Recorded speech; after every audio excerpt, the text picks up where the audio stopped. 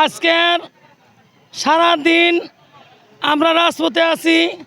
ছাত্র দলের কিছু দালালেরা আমাদের নেতাকর্মীদের ইট পাটকেল মেরে আহত করেছেন।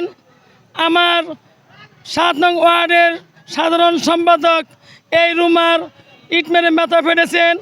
আমার পায়ে 3 দিন আগে আমাদের মা বোনেরে মানে উড়াধুরা তারা মেরেছে লাঠি সোনা দিয়ে। আজ আমরা বেগম খালেদা জিয়ারে ধিক্কার জানাই। বেগম খালেদা জিয়া বাংলাদেশের শান্তি চান না, বাংলাদেশ উন্নত হোক তা চান না। আজকে এই বেগম খালেদা জিয়ার ইঙ্গিতে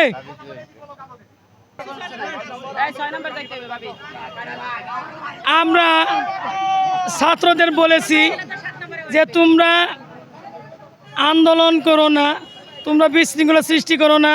মাননীয় প্রধানমন্ত্রী তোমাদের আশ্বাস দিয়েছে যে আদালতের ভালো খবর আসবে, তাই তোমরা মা বাবার বুকে ফিরে যাও।